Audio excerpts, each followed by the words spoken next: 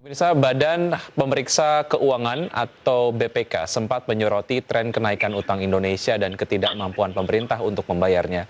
Berdasarkan data Kementerian Keuangan, utang pemerintah tercatat mencapai 6.074,56 triliun, meningkat dari 4.778 triliun pada tahun 2019. Meningkatnya utang Indonesia menangkap perhatian Badan Pemeriksa Keuangan atau BPK. Auditor pemerintah pusat, kementerian, lembaga, dan pemerintah daerah tersebut menyoroti tren kenaikan utang Indonesia dan ketidakmampuan pemerintah untuk membayarnya. Berdasarkan data Kementerian Keuangan, utang pemerintah tercatat mencapai 6.074,56 triliun, meningkat signifikan dari 4.778 triliun pada tahun 2019. BPK melaporkan rasio debt relief Indonesia telah mencapai 46,77%, melampaui batas yang ditetapkan IMF sebesar 25 hingga 35%. Staf khusus Menteri Keuangan bidang komunikasi strategis Justinus Prastowo menghargai kekhawatiran BPK. Menurutnya, pernyataan BPK ini sejalan dengan komitmen pemerintah untuk selalu menjaga akuntabilitas dan tata kelola keuangan negara, termasuk di masa pandemi COVID-19. Justinus menjelaskan pelebaran defisit tidak hanya dialami oleh Indonesia, tetapi hampir oleh semua negara. Kebijakan counter-cyclical harus diambil untuk menjaga perekonomian dan memberikan stimulus. Justinus mengatakan rasio utang pemerintah terus dijaga selama ini. Tetapi karena pandemi, terjadi peningkatan menjadi 39,39% pada tahun 2020, di atas batas IMF. Namun rasio utang tersebut masih lebih rendah dari sejumlah negara lain. Justinus menyampaikan pemerintah juga telah mengelola pembiayaan APBN dengan kebijakan ekstraordinari pada tahun 2020, sehingga menjaga pembiayaan pada kondisi yang aman. Berbagai sumber untuk IDX Channel. Ya, pemirsa, untuk membahas tema kita di paruh pertama di Market Review mengenai utang menggunung picu krisis ekonomi, sudah terhubung melalui aplikasi Zoom Ibu Henry Saparini, pendiri dan ekonom Core Indonesia. Selamat pagi, Bu Henry. Selamat pagi, Mas Vicky. Ya, apa kabar? Terima kasih sudah bergabung bersama kami di Market Review. Alhamdulillah, baik. Terima kasih, Mas. Ya, semoga kita sehat selalu. Bu Henry, langsung saja terkait dengan langkah pemerintah untuk memperlebar defisit di 6,09% dari APBN tahun 2020 yang kemudian naik signifikan dibandingkan dengan defisit APBN 2019 yang di angka 1,84%. Apakah ini sudah tepat? Ya. Baik, Mas. Jadi kalau kita mengacu kepada undang-undang, aturan perundangan nomor 2 2020, apakah ini benar? Ya benar, karena memang dimungkinkan sampai 2023 defisit itu sampai di atas 3%. Maka direncanakan oleh pemerintah di APBN 2020 itu 6,34, kemudian di 2021 juga sudah mendekati 6% gitu ya. Nah, jadi kalau secara aturan perundangan diperbolehkan sampai 2022 dan nanti 2023 harus kembali lagi kepada 3%. Nah, sekarang yang harus kita lihat adalah kemampuan kita dan juga pilihan-pilihan lain di dalam melakukan counter cyclical ini untuk tidak melakukan pembiayaan atau belanja besar-besaran, karena memang dalam kondisi seperti saat ini belanja pemerintah menjadi kunci, ya. Terus kemudian juga selain konsumsi rumah tangga, tetapi kita tetap harus melihat apakah kita punya kemampuan untuk itu atau tidak. Nah, kalau kita membandingkan dengan negara-negara lain, misalnya toh banyak negara porsi utangnya di atas 100% dari PDB-nya. Sementara di Indonesia baru sekitar 40% gitu. Masih dimungkinkan sampai 60%. Ya nggak masalah, asal kita memang punya kemampuan untuk menyiapkan pembayaran utang tadi. Nah, tapi masalahnya kita tidak punya kemewahan itu. Ya, kalau kita melihat shortfall pajak itu juga terus terjadi dari tahun ke tahun. Apalagi dengan pandemi ini kita melihat tax ratio kita turun jatuh ke angka 8%-an. Ya, terus kemudian juga ekspor kita meskipun membaik, ini juga tidak ada peningkatan yang signifikan untuk bisa mengcover pembayaran utang ini. Nah, jadi ada beberapa hal yang harus kita pertimbangkan. Kalau saya masih ditambah lagi, Mas, kalau kita kemudian harus mendorong ekspor, memudahkan berbagai investasi dan memudahkan berbagai impor barang mentah, ya. Maka kemudian kemungkinan kita, peluang kita untuk membangun industri yang lebih kuat, manufaktur yang lebih kuat, didukung oleh bahan baku dari dalam negeri, menjadi repot lagi kan, karena kepentingan tadi, sehingga harus dikalahkan untuk hilirisasi dan sebagainya. Nah, jadi tidak terpisahkan dari berbagai permasalahan. Jadi menurut saya, kalau yang diingatkan oleh BPK itu sudah benar. Jadi memang kita tidak punya kemewahan tadi loh, karena sekarang ini pendapatan pajak kita juga sangat terbatas. Ya, artinya bertambahnya utang Indonesia ini tidak diimbangi dengan kemampuan Indonesia untuk membayar begitu. Kalau tadi kemudian Anda sempat sampaikan benar atau tidak langkah pemerintah untuk memperlebar defisit, benar karena memang ada undang-undangnya, tapi tepat atau tidak? Karena bicara mengenai momentum dan juga berbagai macam indikator, itu yang harus dipertimbangkan. Menurut Anda tepat atau tidak, Bu Henry?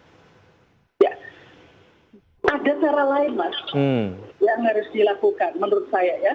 Karena saat ini anggaran pemulihan ekonomi nasional itu sudah cukup besar.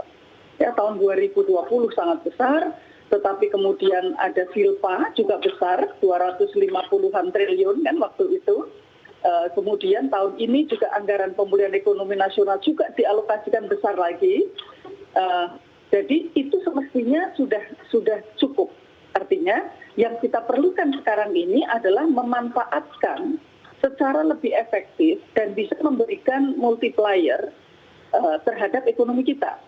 Jangan kita bandingkan stimulus kita dengan negara-negara yang saat ini stimulus fiskalnya itu lebih besar persentasenya terhadap PDB. Ya nggak masalah karena mereka punya kemampuan. Masalahnya kita tidak punya kemampuan itu tadi ya. Jadi apa yang harus dilakukan? Tentu yang pertama, mau tidak mau, karena ini adalah kondisi yang tidak bisa kita perkirakan sebelumnya. Ini kondisi mendesak, maka pengeluaran yang tidak perlu itu harus dipotong. Mau tidak mau, gitu. Itu yang pertama. Kemudian yang kedua adalah melakukan perencanaan pemanfaatan dana PEN ini secara terintegrasi.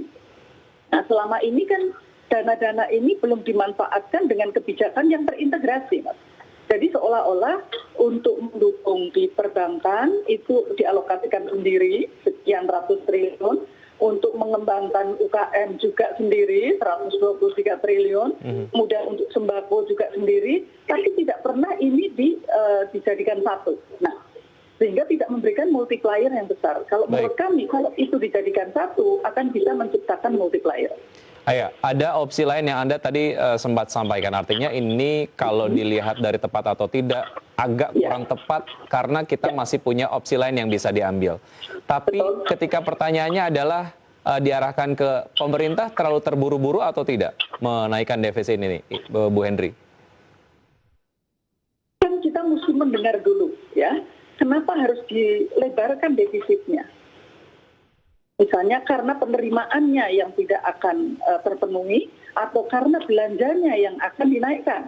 Nah, kita mesti tahu nih, Mas, defisitnya melebar itu lebih karena apa? Lebih karena memang tidak akan bisa mencapai tadi di sisi penerimaan atau dari di belanja. Walaupun pemerintah sampaikan inilah kebijakan yang adaptif terhadap kondisi pandemi COVID-19. Ini, Mas, tetap saja menurut kami ya, tetap ada pilihan, kalaupun ya itu harus dilakukan dari sisi penerimaan, apakah kita sudah pernah memanfaatkan dengan juga membuka lebih kreatif upaya untuk mencari pajak yang sifatnya adalah pajak pribadi, yang sekarang ini porsinya sangat kecil. Tapi yang dilakukan kan sekarang baru mendorong pajak PPN. PPN itu jauh lebih tidak adil dibanding dengan PPH, gitu kan. Jadi kita harus mendiskusikan dulu cara-cara apa yang bisa dilakukan. Data-data dari teks amnesti sudah digunakan untuk apa? Karena semestinya itu juga peluang untuk kita bisa mendorong penerimaan pajak, gitu. Nah, itu dari sisi penerimaan. Dari sisi belanja, tadi saya sudah sebutkan bagaimana kita harus membedah dulu.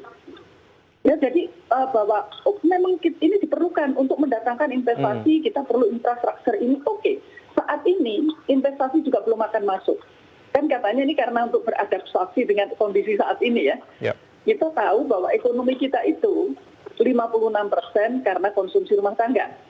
19% itu karena konsumsi pemerintah. Jadi artinya 80% itu adalah karena ekonomi domestik.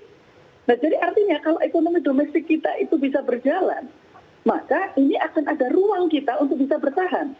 Kita bukan negara seperti Singapura yang mereka hidup dari tetangga, gitu Mas. Jadi kita masih punya ruang untuk kita gerakkan dengan memanfaatkan dana yang sudah ada. Apa yang, kalau kita meminjam sudut pandang dari pemerintah, apa yang membuat pemerintah begitu, saya tidak mau menyampaikan ini dengan istilah terburu-buru, tapi ketika memang ada opsi lain yang perlu dipertimbangkan, kok iya tidak dipertimbangkan begitu ya? Apa yang membuat pemerintah akhirnya tetap mengambil opsi ini? Ya, yang pertama karena secara internasional ya, itu IMF juga membolehkan sampai 60%. Jadi itu yang terus dipegang, ada negara-negara lain yang porsinya juga lebih tinggi. Kemudian yang kedua, menaikkan defisit itu jauh lebih mudah ya, karena kita memahami bahwa kalau anggarannya diperlebar, digelontorkan, maka akan menggerakkan ekonomi. Padahal kan mestinya tidak hanya menggerakkan ekonomi dan membuat ekonomi kembali bangkit, tetapi kembali bangkit dengan struktur yang lebih baik. Nah, sehingga kita dengan dana yang ada tadi, yang saya sebutkan tadi, bagaimana juga misalnya anggaran untuk sembako itu harus menjadi captive market bagi produk-produk UKM. Baik. Dan kemudian juga dana dari pengentasan UMKM itu juga bisa untuk menyerap produk-produk dari UMKM. Jadi ini dijadikan satu, artinya tidak melihat kemungkinan-kemungkinan tadi. Karena apa? Ya tidak mudah memang, tetapi itu harus dilakukan gitu. Baik, peningkatan utang yang signifikan meningkatkan risiko terjadinya krisis ekonomi. Saya akan mintakan analisa Anda, Bu Henry, usaha jeda berikut ini. Dan pemirsa